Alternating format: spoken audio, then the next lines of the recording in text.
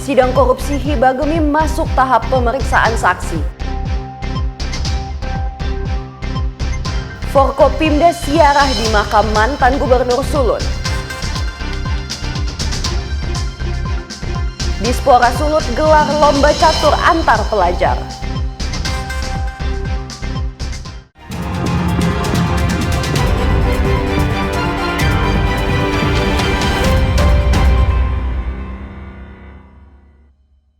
Selamat pagi saudara, apa kabar Anda hari ini? Jumpa lagi dalam program Kompas Manado Pagi, Kamis 11 September 2025.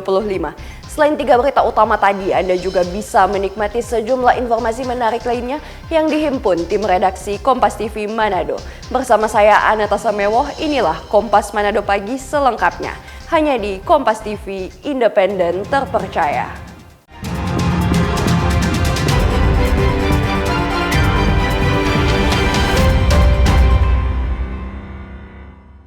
Kita ke informasi yang pertama, Saudara. Pengadilan Negeri Manado pada Rabu sore menggelar sidang kedua kasus korupsi dana hibah Sinode Gemim dengan agenda pemeriksaan saksi-saksi dan barang bukti. Dalam sidang kali ini, kelima terdakwa dihadirkan dalam ruang sidang. Persidangan kelima terdakwa kasus dugaan korupsi dana hibah dari pemerintah Provinsi Sulut kepada Sinode Gemim kembali memasuki tahap 2 persidangan. Dalam sidang perdana sebelumnya, jaksa telah membacakan surat dakwaan yang memuat uraian perbuatan melawan hukum para terdakwa, mulai dari dugaan penyalahgunaan kewenangan hingga indikasi persekongkolan dalam proses pencairan dana hibah. Kali ini agenda sidang kedua yang dilaksanakan di ruang Prof. Muhammad Hatta memasuki pemeriksaan saksi serta alat bukti oleh penuntut umum. Sidang kedua dengan agenda pembuktian dari penuntut umum. Pembuktian itu dalam artian pemeriksaan saksi-saksi. Bisa dimaknai sebagai pemeriksaan alat bukti dari penuntut umum. Seperti dari kelima orang terdakwa dalam register perkara yang tercatat dengan nomor perkara 27 sampai dengan 31.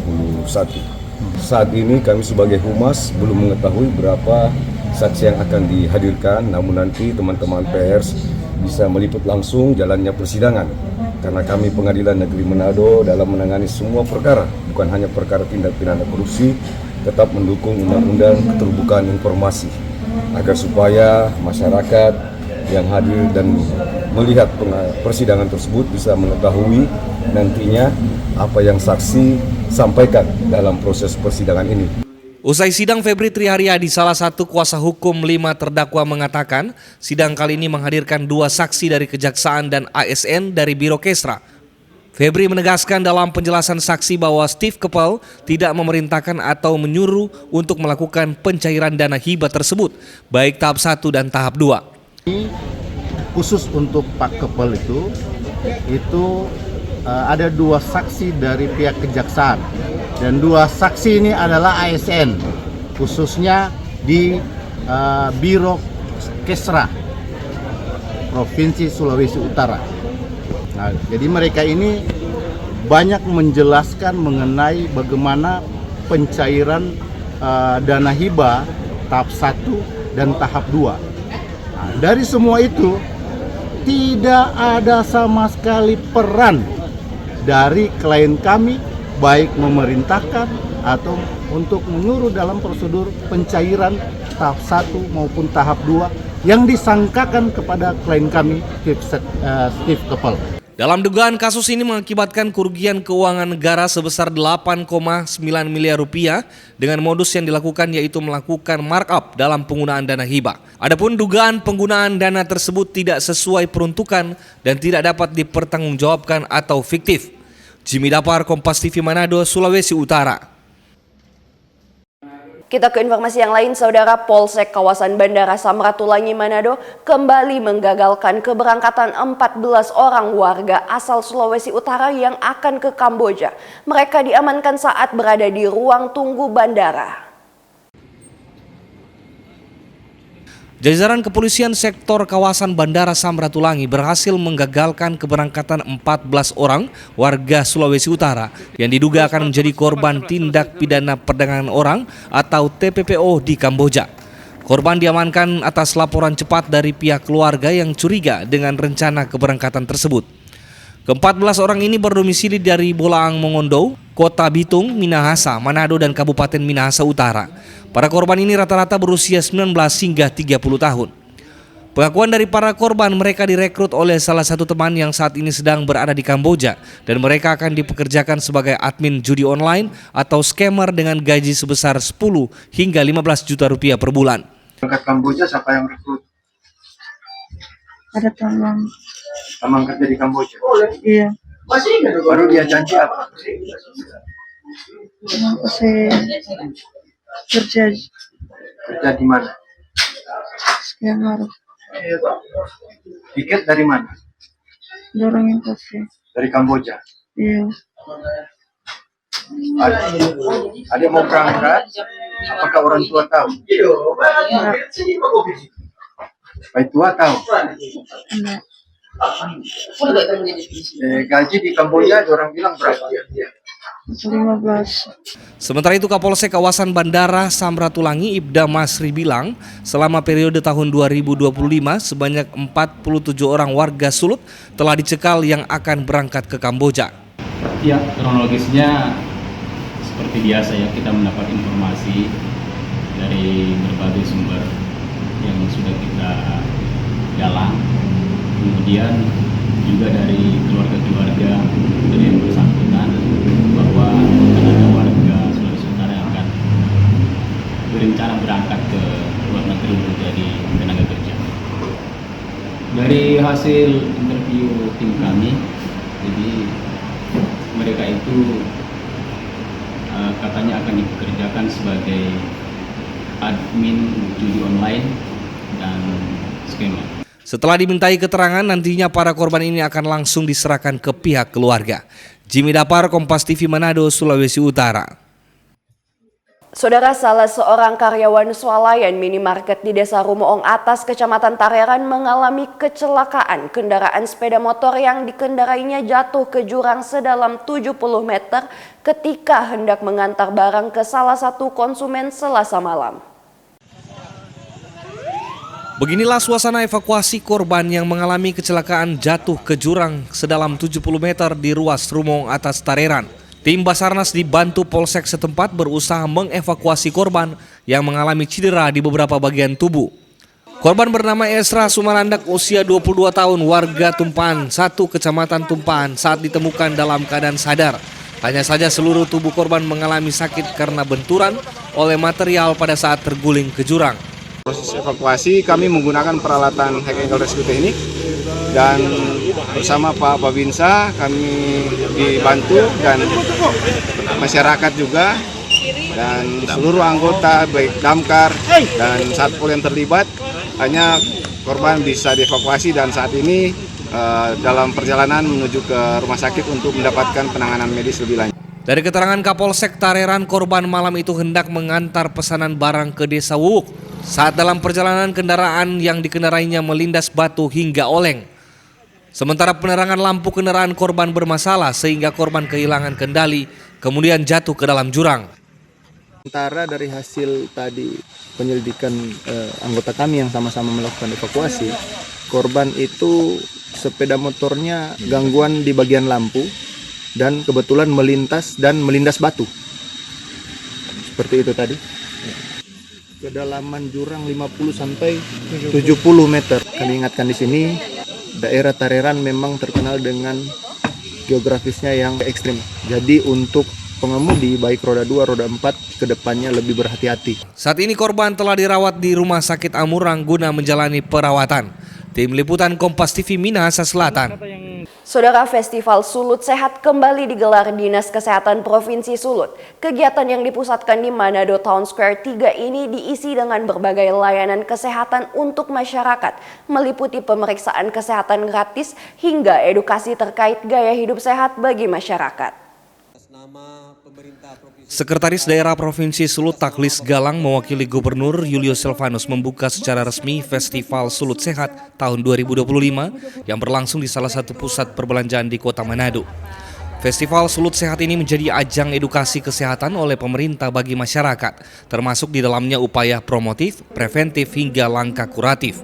Tujuan kegiatan ini adalah untuk melayani masyarakat bagaimana supaya derajat kesehatan masyarakat Provinsi Sulawesi Utara itu semakin meningkat. Itu dicirikan dari nanti rata-rata usia harapan hidup masyarakat Sulawesi Utara akan meningkat. Ya. Ini harapan kita, sehingga harapan ini juga tercermin dari visi dan misinya gubernur. Masyarakat yang sejahtera itu antara lain dilihat dari aspek kesehatan. Semakin tinggi derajat kesehatan masyarakat, angka kesakitan masyarakat semakin menurun, otomatis kan usia rata-rata harapan hidup masyarakat juga semakin tinggi. Yang pertama. Yang kedua, bahwa kegiatan ini memastikan bahwa semua komponen masyarakat itu terlayani.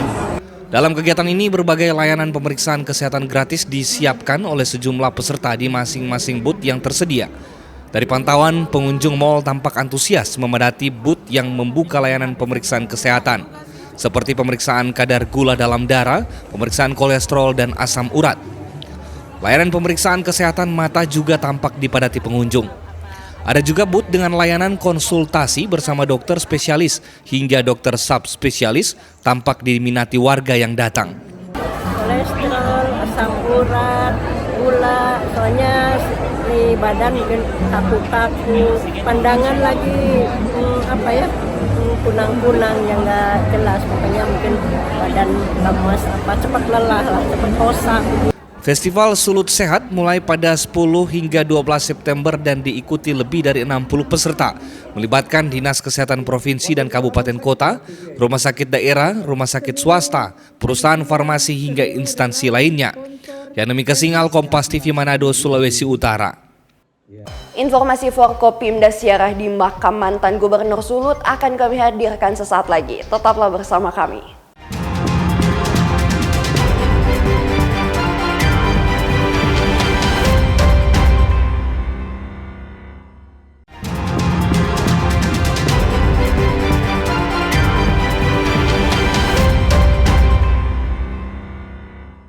Terima kasih Anda masih bersama kami. Saudara, memperingati HUT ke-80 TNI Angkatan Laut, Lanal Tahuna melaksanakan bakti sosial berupa pemeriksaan kesehatan gratis dan pemberian paket sembako gratis bagi warga Rabu pagi. Selain upacara, Lanal Tahuna melaksanakan bakti sosial dipusatkan di Markas Komando Lanal Tahuna. Tampak masyarakat setempat antusias mengikuti pemeriksaan kesehatan gratis dan menerima paket sembako gratis.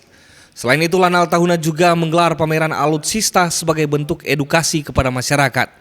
Melaksanakan operasi rutin setiap tahunan, seperti beberapa hari yang lalu kita ada operasi Trisila, itu merupakan perhatian dari pusat kepada wilayah-wilayah kepulauan terluar yang utamanya berbatasan dengan negara lain. Kemudian kita baru kedatangan KRI Brawijaya, itu KRI pesanan dari Indonesia yang kebetulan kita pesan dari negara Italia. Sementara Bupati Kepulauan Sangihe yang hadir di kegiatan peringatan HUT ke-80 TNI Angkatan Laut mengapresiasi dedikasi personel TNI Angkatan Laut dalam menjaga wilayah Indonesia, khususnya di Kepulauan Sangihe. Kegiatan bakti sosial juga dianggap sebagai bentuk kepedulian TNI Angkatan Laut kepada masyarakat di Kepulauan. Gelar beberapa kegiatan, diantaranya gerakan pangan murah, kemudian bakti sosial, juga bakti kesehatan, ini ada pelayanan perawatan gigi dan lain-lain. Tentunya ini membuktikan bahwa TNI Angkatan Laut ada bersama dengan rakyat dan senantiasa menjaga kedaulatan NKRI. Selain Bupati, peringatan HUT TNI Angkatan Laut juga dihadiri jajaran Forkopimda Kabupaten Kepulauan Sangihe. Tim Liputan Kompas TV Kepulauan Sangihe, Sulawesi Utara. Saudara, Gubernur Sulawesi Utara Julius Selvanus memimpin ziarah Pemprov Sulut bersama Forkopimda Sulut ke makam sejumlah mantan Gubernur Sulawesi Utara di Taman Makam Pahlawan Kalibata pada Rabu pagi. Ziarah ke makam sejumlah mantan Gubernur Sulut di TMP Kalibata ini adalah dalam rangka menyambut hari ulang tahun Provinsi yang ke-61 yang jatuh pada tanggal 23 September 2025.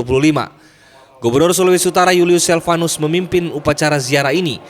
Upacara ziarah ini juga diikuti oleh Wakil Gubernur Victor Mailangkai, Forkopimda Sulut, pimpinan tinggi Pratama Pemprov Sulut, sejumlah anggota dewan, bupati dan wakil bupati bersama keluarga mendiang Gubernur Sulut yang dimakamkan di TMP Kalibata ini. Usai memberikan penghormatan dan menaruh karangan bunga di koridor utama TMP Kalibata, terlihat rombongan gubernur menaburkan karangan bunga satu persatu di makam mantan-mantan gubernur seperti Fritz Yohanes Tumbelaka, GH Mantik, dan AA Baramuli. Hadir di sini di Taman Makam Pahlawan Kalibata dalam rangka memperingati hari ulang tahun Provinsi Sulawesi Utara yang ke-61. Salah satu tradisi di hari ulang tahun Provinsi Sulawesi Utara adalah mengunjungi tempat-tempat di mana mantan-mantan gubernur yang sudah almarhum dimakamkan di Taman Makam Pahlawan.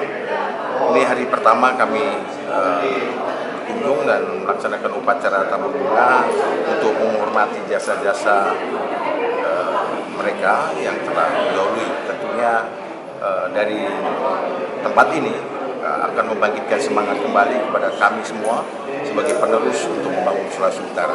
Terus terang kami atas nama keluarga Bapak Gubernur GH Mantik, kami sangat mengapresiasi akan kegiatan ini yang diprakarsai oleh Bapak Gubernur Sulawesi Utara hari ini, dan kami sangat bangga bahwa kami ikut terlibat dalam kegiatan ziarah bersama kepada para mantan gubernur baik yang sudah almarhum di Makam Pahlawan Kalibata ini. Ziarah ke makam mantan Gubernur Sulawesi Utara ini telah menjadi tradisi yang dilakukan para gubernur Sulut setiap tahun dan diharapkan dapat terpelihara sebagai bentuk penghormatan dan apresiasi atas jasa-jasa mereka kepada Sulawesi Utara di masa lalu. Edward Siwi, Kompas TV Manado, Sulawesi Utara. Kita ke informasi yang lain, Saudara. Sulawesi Utara mencatatkan pertumbuhan ekonomi yakni sebesar 5,64%. Angka ini tumbuh di atas pertumbuhan ekonomi nasional yang hanya 5,12%. Pertumbuhan ekonomi Sulut masih didukung oleh sejumlah sektor, di antaranya pertanian, pariwisata, dan perikanan. Pertumbuhan ekonomi Sulawesi Utara pada triwulan 2 2025 tercatat sebesar 5,64%. Pertumbuhan ekonomi Sulut ini didukung oleh sejumlah sektor seperti pertanian, perdagangan, pariwisata, dan berbagai sektor lainnya. Kepala Bank Indonesia Sulawesi Utara Joko Supratikto bilang, Sulut patut berbangga dengan capaian ini. Namun menurutnya melihat target dari RPJMD adalah 6 hingga 7%. Untuk itu perlu adanya berbagai upaya dengan sinergitas yang sudah terjalin dari semua pihak. Supratikto bilang salah satu upaya yang bisa dilakukan untuk melegalisasikan tambang rakyat yang ada di Sulawesi Utara yang berpotensi mendorong pertumbuhan ekonomi. Sudah disampaikan dan itu sudah disetujui itulah 6-7%. Sehingga ini cukup sebenarnya tidak ringan untuk meningkatkan dari 5,6 sampai dengan 6 atau 7% itu tidak ringan. Sehingga perlu upaya-upaya yang khusus, upaya yang sangat besar dilakukan oleh kita bersama gitu ya. Tidak Bank Indonesia tidak bisa untuk hanya Bank Indonesia mendorong pertumbuhan, enggak. Tapi ini adalah tindakan bersama dari semua pemangku kepentingan yang ada di Sulawesi Utara gitu ya. Nah, kalau ingin meningkatkan lebih dari yang sekarang 5,64%, ada beberapa hal yang mungkin bisa dilakukan. Salah satu yang mungkin bisa dilakukan kalau di Sulawesi Utara ini kebanyakan tambang rakyat gitu ya. Nah, tambang rakyat ini yang bisa kita legalisasikan artinya adalah memberikan mereka badan hukum yang jelas. Pertumbuhan ekonomi Sulawesi Utara saat ini diharapkan bisa dipertahankan bahkan ditingkatkan lagi. Bank Indonesia optimis dengan sinergitas kebersamaan semua pihak termasuk pemerintah dan pemangku kepentingan lainnya akan mencapai target tersebut. Aldi Paskual, Kompas TV Manado, Sulawesi Utara. Saudara, informasi Dispora Sulut gelar lomba catur antar pelajar dihadirkan usai jeda berikut. Tetaplah bersama kami.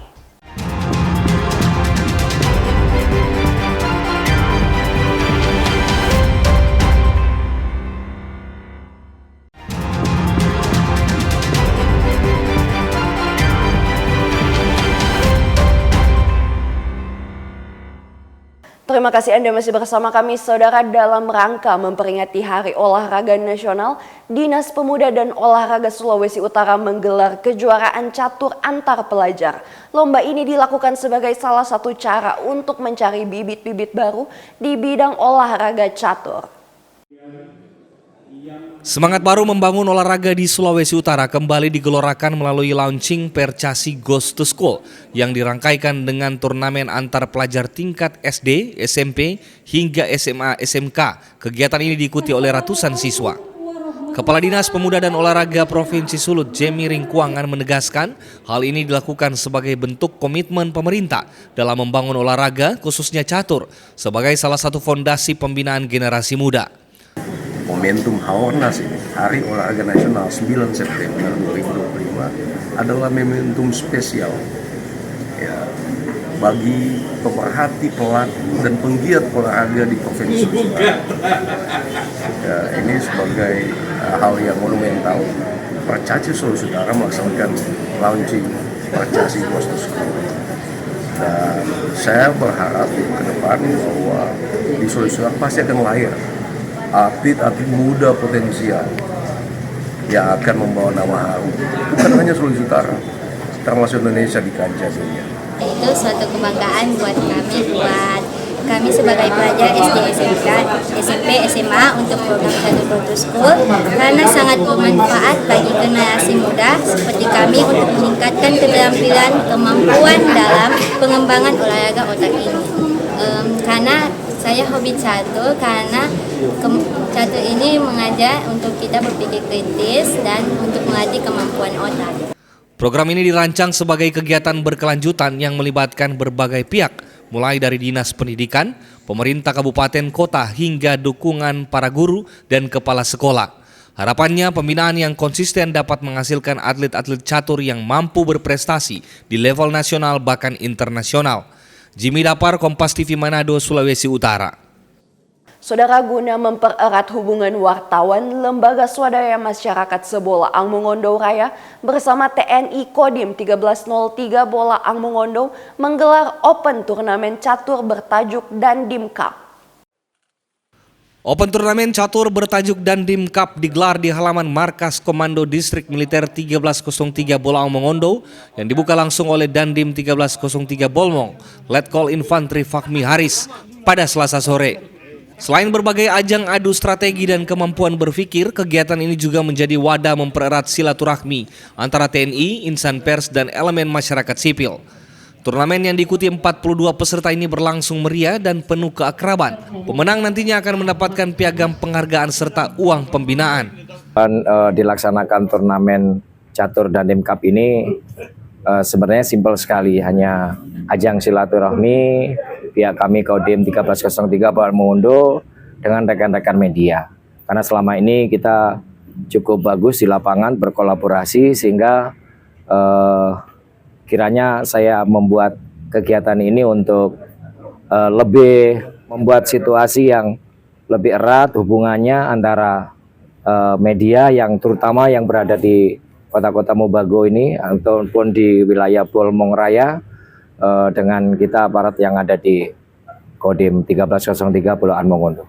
Sementara itu, Wali Kota Kota Mobago Weni Gai Pilang diharapkan Open Turnamen Catur ini bisa melahirkan bibit pemain catur yang bisa berkompetisi ke tingkat nasional dan internasional. Saya pertama turnamen seperti ini bagaimana kita kembali menyatukan anak-anak bangsa dalam satu ikatan kekeluargaan silaturahmi supaya bangsa ini bisa terus berlanjut, bangsa ini bisa terus maju. Harapan yang kedua saya adalah bagaimana dari tempat ini bisa kita menciptakan para pemain catur yang tangguh dan berjiwa sportivitas yang sangat tinggi. Dengan semangat kebersamaan, turnamen ini diharapkan terus berlanjut sebagai agenda rutin yang mampu mempererat hubungan antara wartawan, LSM, dan TNI di wilayah Bola Angmongondo Raya. Rahman Rahim, Kompas TV Kota Mobago, Sulawesi Utara. Saudara, belasan peserta pemilihan Nyong Noni Sulawesi Utara tahun 2025 menampilkan talenta mereka masing-masing saat pembukaan yang digelar di Mantos 3 pada Senin malam. Mewakili kabupaten dan kota masing-masing, belasan peserta pemilihan Nyong Noni Sulawesi Utara tahun 2025 tampil memukau juri dan pengunjung Manado Town Square 3 Senin malam. Belasan peserta NNS 2025 ini menampilkan beragam talenta, diantaranya tarian budaya dan kontemporer, menyanyi diiringi alat musik gitar, kemampuan storytelling, stand up komedi, kemampuan berakting, dan talenta lainnya. Para finalis ini dinilai langsung oleh para juri di depan pengunjung yang hadir di Manado Town Square. Ajang pemilihan Nyong Noni Sulut 2025 tahun ini sudah berusia 50 tahun. Tidak sekedar ajang meraih gelar dan juara, namun menjadi wadah pembentukan karakter generasi muda yang sadar dan mencintai budaya daerah masing-masing. Para finalis ini diharapkan mampu menjadi agen perubahan, tidak hanya di tingkat regional tetapi juga di tingkat nasional maupun internasional. Pemilihan Nyong dan Noni Sulawesi Utara bukan hanya unjuk pesona saja, tetapi juga sarana pendidikan karakter dan peningkatan kapasitas generasi muda yang ada di Sulawesi Utara. Melalui rangkaian pembekalan, para finalis akan belajar public speaking, penguasaan bahasa, etika, hingga pemahaman tentang kepariwisataan dan isu-isu sosial yang ada. Hal ini selaras dengan misi pembangunan pemerintah daerah, yaitu untuk meningkatkan kualitas sumber daya manusia yang cerdas, kreatif, berdaya saing, dan siap menghadapi tantangan global.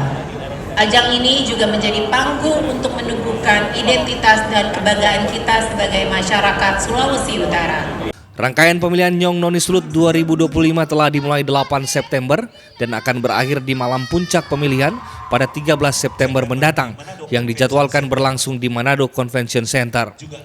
Yanemi Kesingal, Kompas TV Manado, Sulawesi Utara.